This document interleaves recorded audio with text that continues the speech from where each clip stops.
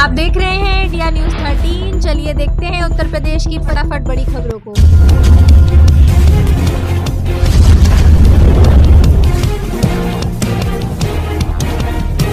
UP सरकार का नया फैसला राशन कार्ड धारकों के लिए, जाने क्या है पूरा अपडेट। यूपी में राज्य सरकार ने सभी राशन कार्ड धारकों को अब ई-केवाईसी बायोमेट्रिक सत्यापन करवाना अनिवार्य रूप से महत्व दे दिया गया है। खाद्य और रसद विभाग ने अब स्पष्ट कर दिया है कि यदि 31 अगस्त तक केवाईसी पूरी नहीं कराई गई है तो 1 सितंबर से अगले 3 महीने तक राशन वितरण अस्थायी रूप से रोक दिया जाएगा। अब इसी कड़ी में विभाग के आयुक्त भूपेंद्र एस चौधरी ने कहा है कि 5 साल से कम आयु के बच्चों को फिलहाल केवाईसी से आवश्यक रूप से छूट भी दी जाएगी।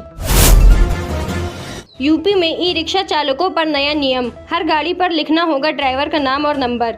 उत्तर प्रदेश राज्य महिला आयोग ने बीते कुछ दिनों में बढ़ रही छेड़छाड़ की घटनाओं को गंभीरता से लेते हुए महत्वपूर्ण कदम उठाया है। अब प्रदेश के हर ई रिक्शा पर चालक का नाम और उसका नंबर साफ साफ लिखना होगा।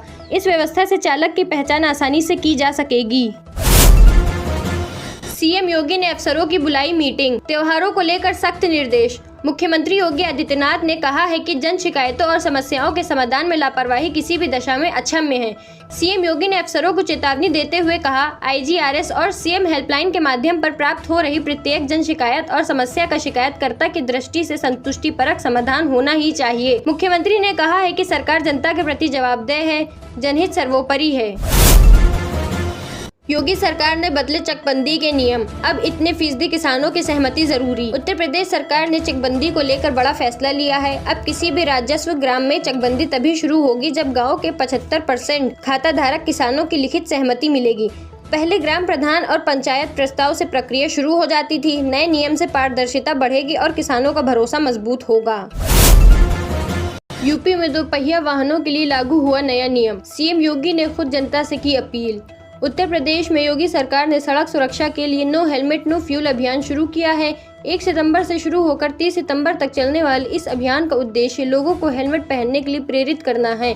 मुख्यमंत्री योगी आदित्यनाथ ने जनता से अपील की है कि वे पहले हेलमेट बाद में ईंधन के नियम का पालन करें। यूपी के 15 जिलों में आज और कल भारी बारिश का अलर्ट, कई जगह गिरेंगे ओले। उत्तर प्रदेश के कई जिलों में भारी बारिश की चेतावनी जारी की गई है। मौसम विभाग ने 15 जिलों में ऑरेंज अलर्ट जारी किया है। पश्चिमी विक्षोभ के कारण 2 सितंबर को भारी बारिश की आशंका है। राजधानी लखनऊ सहित कई जिलों में सामान्य से अधिक बारिश होने की संभावना है, इसलिए सावधानी बरतने की सलाह दी गई है। यूपी के गांवों में पहुंचेगी पढ़ाई की नई रोशनी, 126 ग्राम पंचायतों में बनेगी डिजिटल लाइब्रेरी।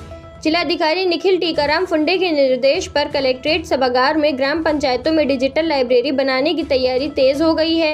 बैठक की अध्यक्षता मुख्य विकास अधिकारी कृष्ण कुमार सिंह ने की। वहीं जिला पंचायत राज अधिकारी ने बताया कि पहले चरण में 126 ग्राम पंचायतों का चयन किया गया है।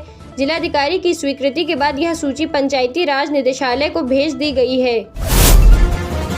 यूपी में डेंगू की दस्तक से चरमराई स्वास्थ्य व्यवस्था, तेजी से बढ़ रहे हैं मरीज। अंबेडकर नगर जिले में डेंगू तेजी से फैल रहा है, पर स्वास्थ्य विभाग की तैयारी कमजोर है। जांच किट की कमी से मरीजों को परेशानी हो रही है। पिछले साल के अनुभवों से सबक न लेते हुए विभाग अभी भी सक्रिय नहीं है। सरकारी और निजी अस्पतालों में मरीजों की संख्या बढ़ रही है। निक्की हत्याकांड में नया अपडेट, इन बिंदुओं से सुलझेगी कहानी। ग्रेटर नोएडा के कासना कोतवाली के सिरसा गांव की निक्की हत्याकांड की गुत्थी फॉरेंसिक रिपोर्ट डिजिटल सबूत और गवाहों के बयानों से सुलझेगी। पुलिस की टीम इन बिंदुओं पर जांच कर रही है। निठारी केस और आरूसी हत्याकांड से सबक लेते हुए पुलिस फूंक फूंक कर कदम रख रही है। वहीं मामले की जांच कर रही टीम के मुताबिक घटनास्थल का निरीक्षण सबसे अहम है। बिस्तर, रसोई, गैस, चूल्हा और आंगन का बारीकी से मुआयना किया जा रहा है। घर से मिट्टी का नमूना, जले कपड़े, थिनर की बोतल और लाइटर भी। योगी सरकार का दिव्यांगों के लिए बड़ा ऐलान, यूपी के हर जिले में होगा ये काम। उत्तर प्रदेश के योगी आदित्यनाथ सरकार दिव्यांगों के लिए बड़ा काम करने जा रही है। जल्द ही प्रदेश के सभी जिलों में दिव्यांगों के लिए अब विशेष रोजगार मेले लगाए जाएंगे। वहीं कौशल विकास प्रशिक्षण कार्यक्रम में भी इन्हें प्राथमिकता दी जाएगी। प्रशिक्षण प्रदाता कंपनियों को निर्देश दिए गए हैं कि वह इन्हें कौशल प्रशिक्षण दिलाने पर जोर दें।